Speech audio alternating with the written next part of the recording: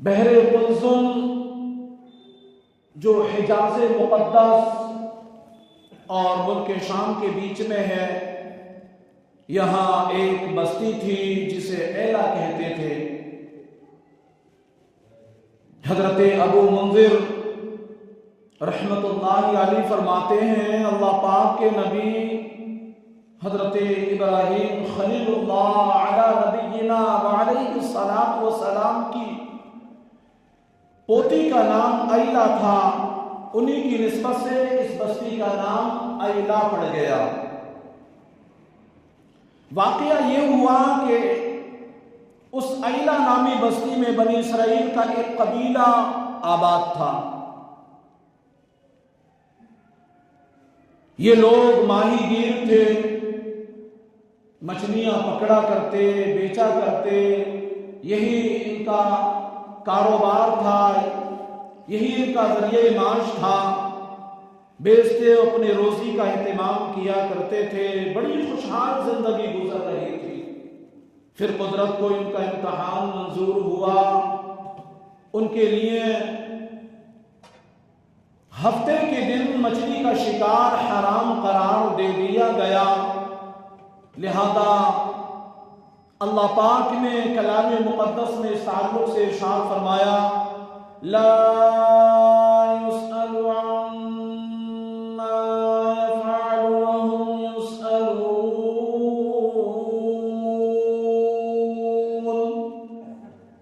اللہ سے اس کے متعلق سوال نہیں کیا جاتا جو کرتا ہے، اور لوگوں سے سوال کیا جائے گا۔ اللہ پاک نے بنی اسرائیل پر ہفتے کے دن مچھلی کا شکار کیوں حرام فرمایا؟ یہ اللہ پاک کی حکمت ہے، وہ جو چاہے کرے۔ ہم بندے ہیں، ہم نے آنکھیں بند کر کے اپنے مالک و مولا کا حکم ماننا ہے۔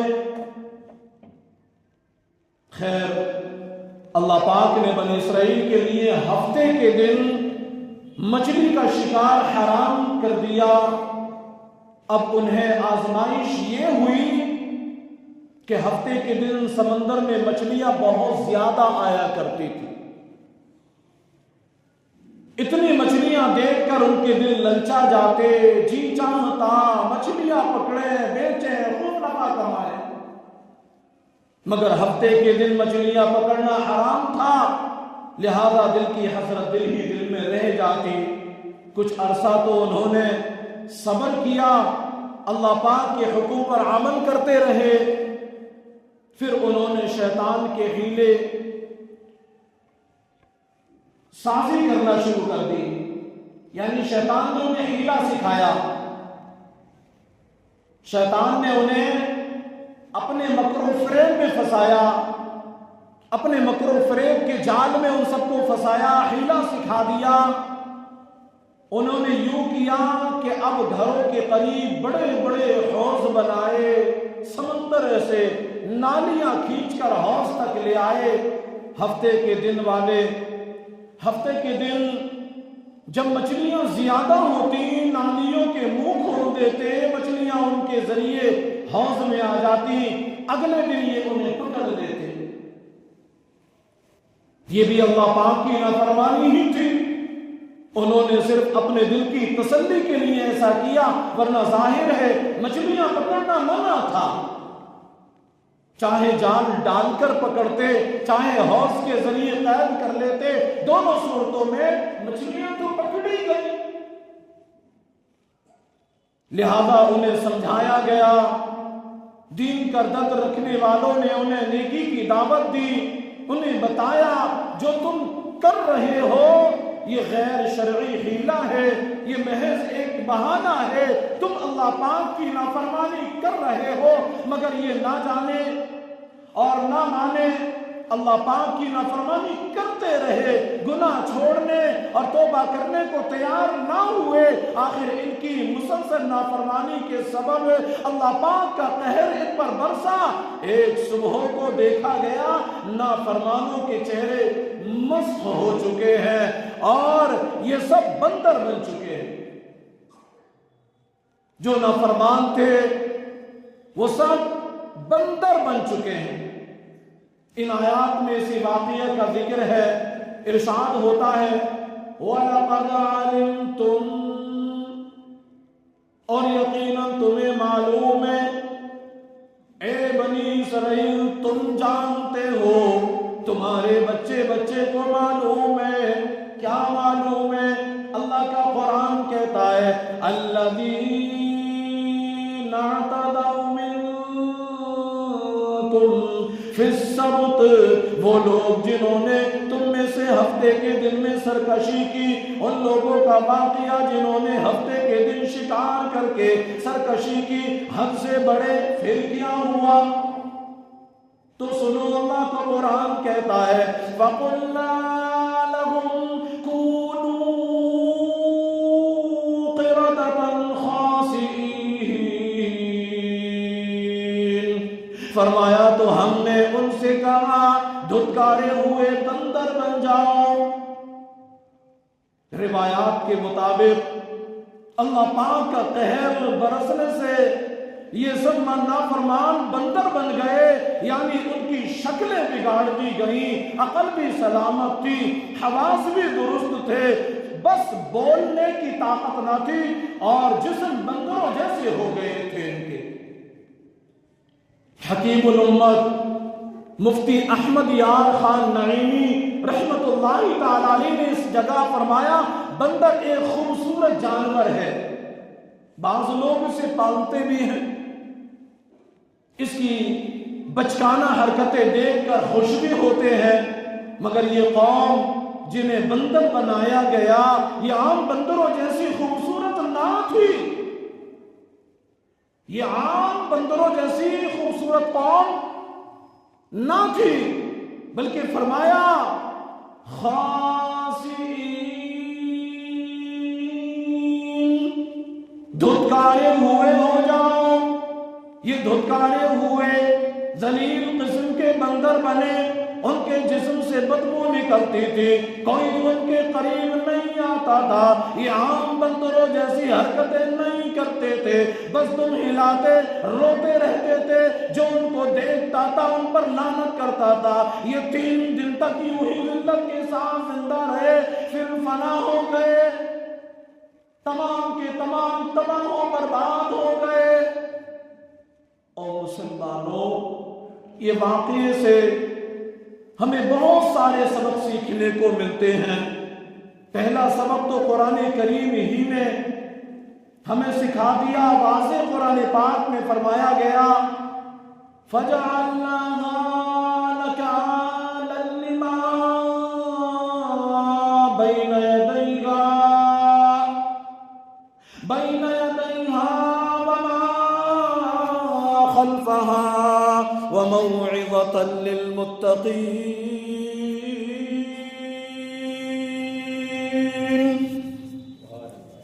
تو ہم نے یہ واقعہ اس وقت کے لوگوں کو اور ان کے بعد والوں کے لیے عبرت اور پرہیزگاروں کے لیے نصیحت بنا دیا۔ ان نافرمانوں کو نشان عبرت اور سامان نصیحت بنا دیا گیا۔ اس سے معلوم ہوا قرآن کریم میں سے واقعات محض معلومات کے لیے بیان کیے گئے اور عبرت و نصیحت کے لیے بیان کیے گئے، لہذا ہمیں چاہیے کہ ہم اس واقعے سے اور اس جیسے دیگر واقعات سے عبرت لیا کریں۔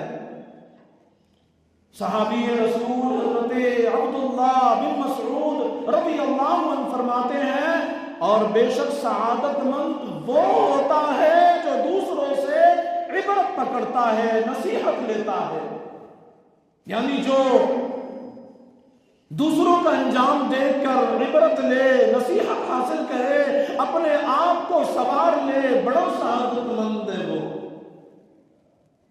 بڑا سعادت مند ہے وہ۔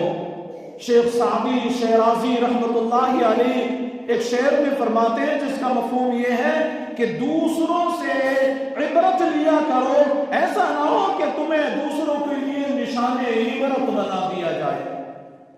ظاہر سی بات ہے جب ہم گناہ کرتے رہیں گے،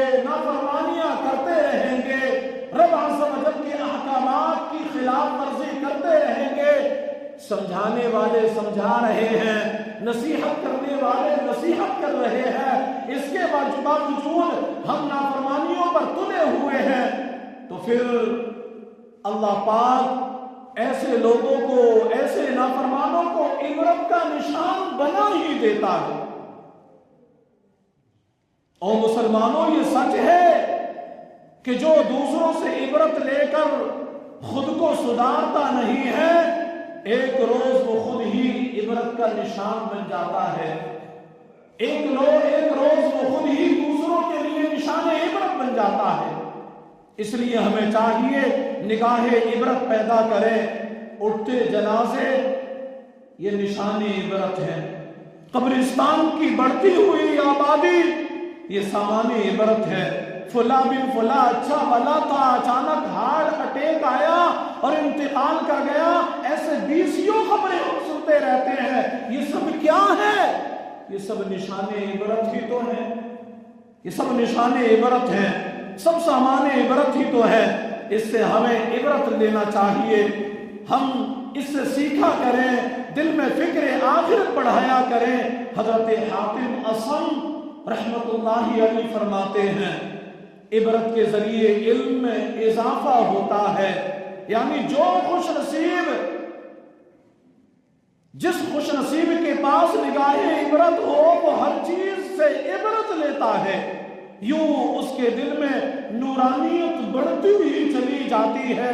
अल्लाह पाक हमें निशाने इबरत लेने वाला बनाए और अमल खैर करने वाला बनाए। दुरूद पाक पढ़ के सुना दें। अल्लाहु रब्बु मुहम्मदिन सल्लल्लाहु अलैहि वसल्लम, नहनु इबादु मुहम्मदिन सल्लल्लाहु अलैहि वसल्लम, सलातु व सलामुन अलैका या रसूल अल्लाह सल्लल्लाहु अलैहि वसल्लम। अल्लाह पाक के नबी हैं हजरत इब्राहीम खलीलुल्लाह अला नबीना व अलैहि सलातु व सलाम।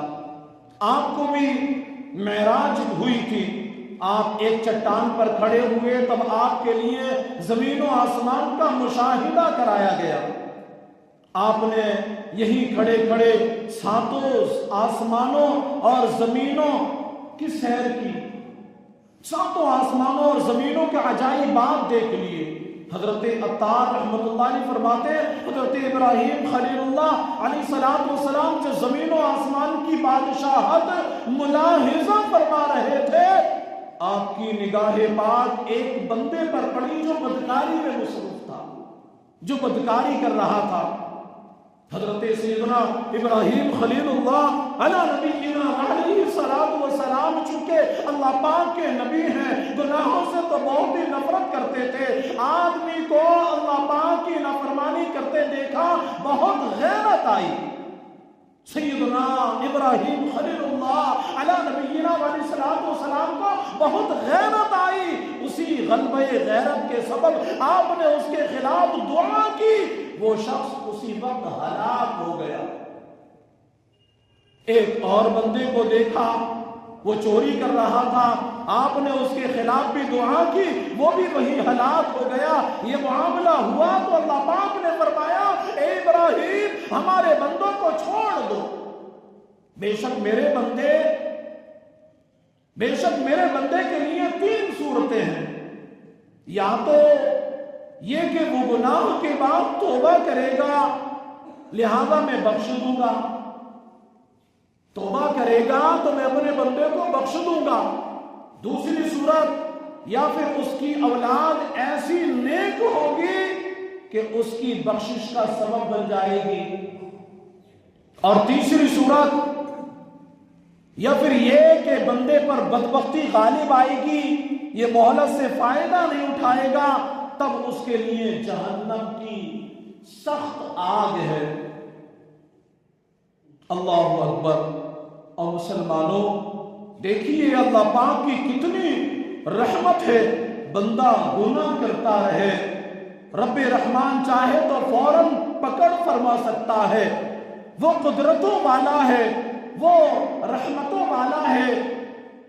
वो चाहे तो बंदा जमीन में धंस जाए, आसमान से उस पर पत्थर बरस पड़े। अबरहा कैसा जालिम बादशाह था जो हाथियों पर सवार होकर काबा शरीफ को गिराने आया था, अल्लाह पाक ने अबाबीलों के जरिए उसे तबाह व बर्बाद फरमा दिया। नमरूद कैसा जाबिर बादशाह था, एक मच्छर के जरिए हलाक हुआ। अल्लाह पाक चाहे तो क्या नहीं हो सकता, वो क्या नहीं कर सकता, मगर वो अपने बंदों से प्यार जो फरमाता है, मोहब्बत जो फरमाता है, बहुत ही मेहरबान है, निहायत रहम वाला है। अपने बंदों को मोहलत अता फरमाता है कि बंदा तौबा कर ले, नाफरमानियों से बाज आ जाए। जो इस मोहलत से फायदा नहीं उठाता, गुनाह नहीं छोड़ता, तौबा नहीं करता, उसकी पकड़ होती है, फिर उसकी पकड़ होती है। और अल्लाह पाक की पकड़ इंतहाई सख्त तरीन है, उससे कोई बच नहीं सकता। जी हाँ, अल्लाह पाक की पकड़ से कोई बच नहीं सकता। हजरत मंसूर बिन अम्मार, अब आप जरा गौर करें, हजरत मंसूर बिन अम्मार रहमतुल्लाह अलैह फरमाते हैं, मेरा एक दीनी भाई था, मुझसे बड़ी अकीदत रखता था, मेरी निगाह में बड़ा इबादत गुजार था। वो शख्स तहज्जुद पढ़ने वाला, रातों को जाग कर क़याम करने वाला, रातों को उठ करके नमाज पढ़ने, अल्लाह अल्लाह करने, तिलावत कुरान करने वाला, खौफ खुदा से रोने वाला था। एक मर्तबा मुझे खबर मिली कि मेरा वही दीनी भाई बीमार है और बहुत कमजोर हो चुका है। मैं इयादत के लिए उसके घर पहुंचा। मैंने देखा कि वो घर के दरमियान में लेटा है, उसका चेहरा सियाह और आंखें नीली हो चुकी हैं। मैंने इसे कहा, ए मेरे भाई, ला इलाहा इल्लल्लाह की कसरत करो। उसने अपनी आंखें खोली, बड़ी मुश्किल से मेरी तरफ देखा, फिर बेहोश हो गया। फिर आंखें खोली, बंद कर ली। मैंने दोबारा तलकीन की उसे, इस बार भी उसने आंखें खोली, मेरी तरफ देखा, फिर आंखें बंद कर ली। अब मैंने जरा सख्ती से कहा, अगर तूने कलीमा ना पढ़ा तो मैं तुझे गुस्ल ना दूंगा, कफन ना पहनाऊंगा, ना ही तेरा जनाजा पढ़ूंगा। अल्लाहु अकबर। ये सुनकर उसने कहा, ये मंसूर, ए अल्लाह के नेक बंदे, मेरे और कलीमा तैयबा के दरमियान रुकावट खड़ी कर दी गई है। मैंने कहा, ला हौला वला कुव्वता इल्ला बिल्लाह। कहां गई वो नमाजें, कहां गए वो रोजे, कहां गई वो तहज्जुद और वो रातों की इबादतें। उसने बड़ी हसरत से कहा, ए मंसूर, मैं ये सब कुछ अल्लाह पाक की रिजा के लिए नहीं करता था, मैं ये सब कुछ अल्लाह पाक की रिजा के लिए नहीं करता था, मैं ये इबादतें दिखावे के लिए करता था। मेरी ख्वाहिश थी कि लोग मुझे नमाजी के हैं, रोजेदार के हैं, तहज्जुद गुजार के हैं। मैं दिखावे के लिए जिक्र भी किया करता था, मगर आज जब मैं तन्हाई में होता, दरवाजा बंद कर लेता, कपड़े उतार देता, खूब शराब पीता, अल्लाह पाक की नाफरमानियां किया करता था। फिर एक बार यूं हुआ कि मैं सख्त बीमार हो गया, मुझे बचने की उम्मीद ही ना रही। चुनांचे मैंने कुरान करीम हाथ में लिया, तिलावत शुरू की। मैं एक एक हर्फ पढ़ता हुआ सूरह यासीन शरीफ तक पहुंचा तो मैंने दुआ की, ए पाक परवरदिगार, इस कुरान अज़ीम के सदक़े मुझे शिफा अता फरमा दे, मैं आइंदा गुनाह नहीं करूंगा। अल्लाह पाक ने कुरान करीम की बरकत से मुझे शिफा अता फरमाई, मगर अफसोस मैं दोबारा गुनाहों में मशगूल हो गया। मैंने तौबा तोड़ दी, शैतान के पीछे चल पड़ा, लंबे अरसे तक यही सिलसिला रहा। फिर अचानक मैं उसी बीमारी में मुब्तला हुआ, मैंने मौत के साए देख लिए। अब की बार फिर मैंने कुरान करीम की तिलावत की, कुरान करीम के वसीले से दुआ की, तौबा की, गुनाहों की माफी मांगी। अल्लाह पाक ने मुझे फिर माफ कर दिया, मुझे शिफा हो गई। میری نادانی تھی یہ، صحت کی نعمت ملتے ہی پھر سے خواہشات کے پیچھے چل پڑا، صحت ملی نافرمانیوں میں جا گرا، شیطان کے پیچھے جا پڑا، گناہوں کی وادی میں قدم رکھا، نافرمانیاں کر کے اللہ پاک کو ناراض کرتا رہا۔ اب تیسری مرتبہ اللہ پاک نے مجھے اسی مرض میں مبتلا فرما دیا، اسی مرض میں مبتلا فرما دیا۔ اس بار بھی میں نے وہی طریقہ اپنایا، میں نے قرآن کریم منگوایا، کھولا، مگر افسوس میری زبان بند کر دی گئی۔ میں قرآن کریم پڑھنا چاہتا تھا مگر ایک حرف بھی نہ پڑھ سکا۔ اس حالت سے میں سمجھ گیا تھا کہ اللہ پاک مجھ سے سخت ناراض ہے۔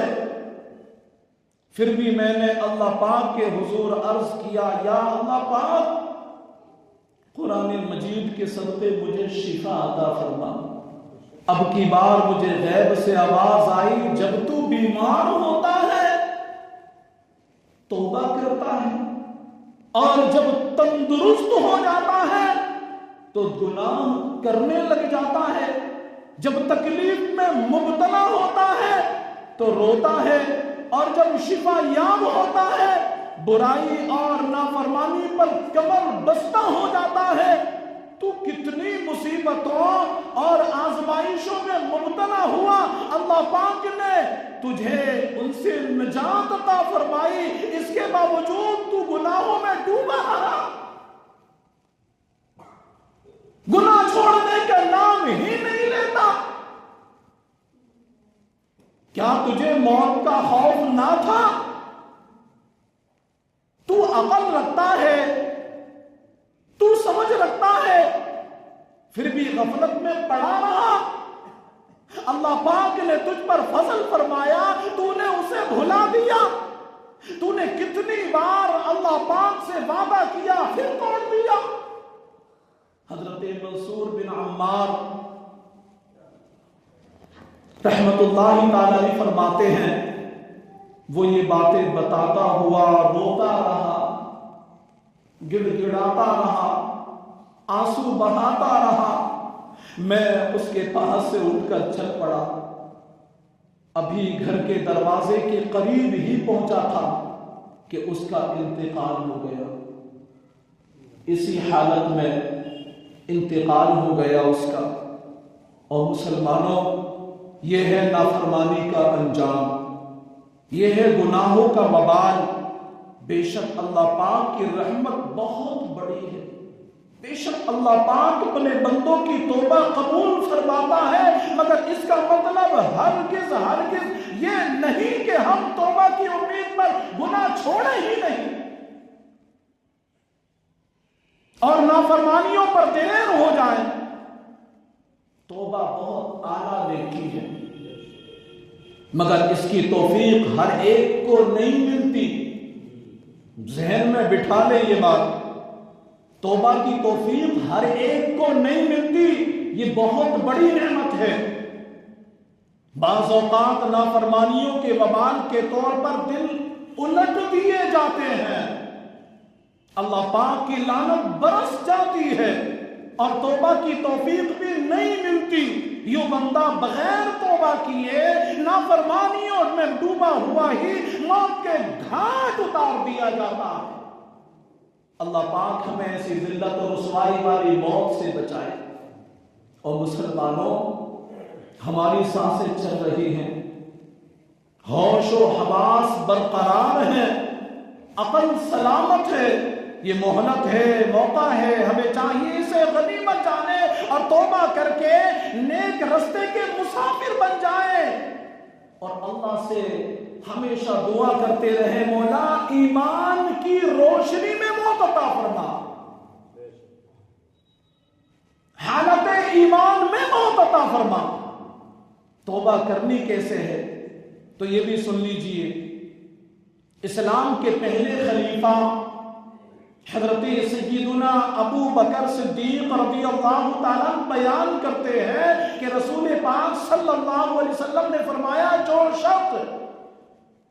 شخص بھی کوئی گناہ کر بیٹھے تو اچھے طریقے سے وضو کر کے 2 رکعت نماز ادا کرے اور پھر اللہ پاک سے معافی مانگے تو اللہ پاک اس کی بخشش فرما دیتا ہے۔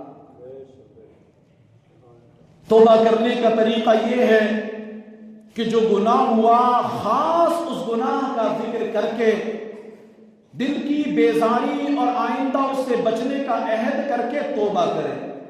مثلا جھوٹ بولا تو بارگاہ سمادیت میں عرض کرے یا اللہ پاک میں نے جو یہ جھوٹ بولا ہے اس سے توبہ کرتا ہوں اور آئندہ کبھی جھوٹ نہیں بولوں گا۔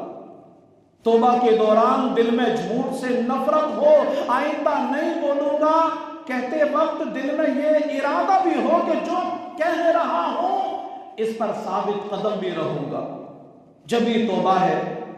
اگر بندے کی حق تلفی کی ہے تو توبہ کے ساتھ ساتھ اس بندے سے معافی مانگنا بھی ضروری ہے۔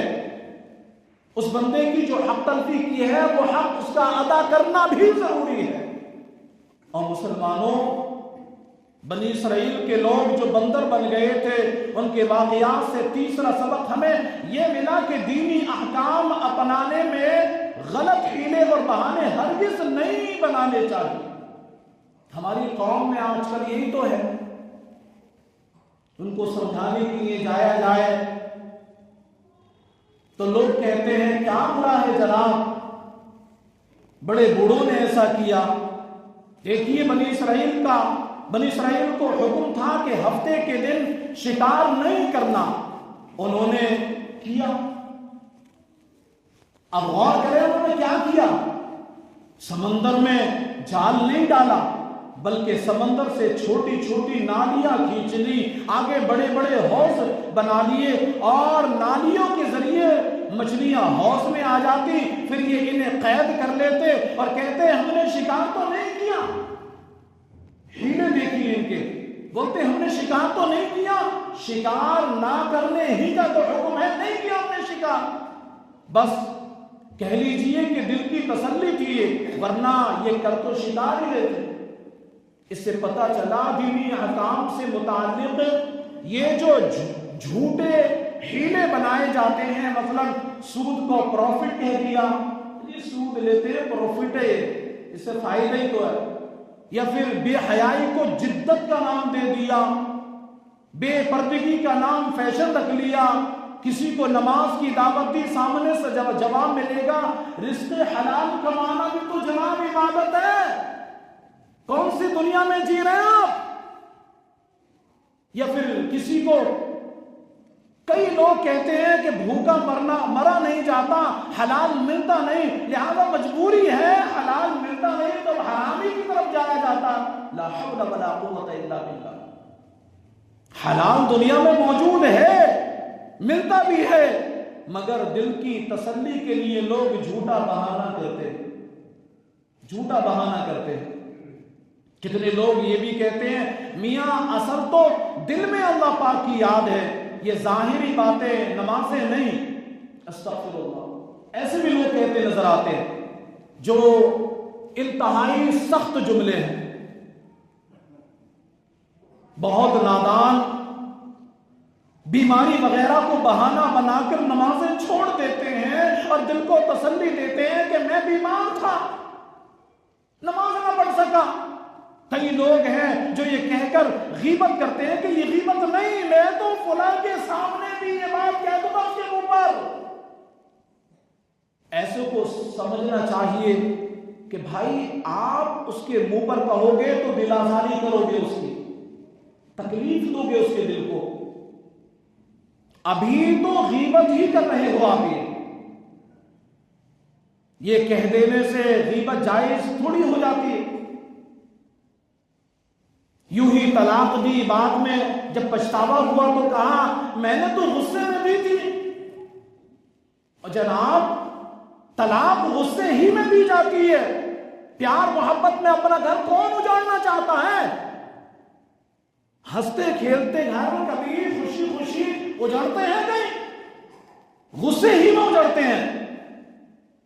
ابھی رمضان شریف کا مہینہ آئے گا انشاءاللہ، اللہ پاک خیر و عافیت سے ہمیں ماہ رمضان تک پہنچائے۔ رمضان شریف میں سحری افطاری ٹرانسمیشن شروع ہو جاتی ہے، بے پردہ خواتین میوزک وغیرہ وغیرہ سب کچھ ہوتا ہے۔ رمضان شریف جب آتا ہے تو کتنی بے حیائیاں ہوتی ہیں، تو یہ تمام چیزیں بھی رب کی نافرمانی ہے، ان سے بچنا چاہیے، اللہ سے ڈرنا چاہیے، ہمیشہ اللہ پاک کی بارگاہ میں گڑ گڑاتے رہنا چاہیے۔ کون سا ایسا گناہ ہو جائے کہ جس پر میرا مولا ہماری پکڑ فرما لے۔ غرض یہ مختلف طرح کے ہیلے بہانے ہیں جو لوگ صرف دل کی تسلی کے لیے بولتے ہیں۔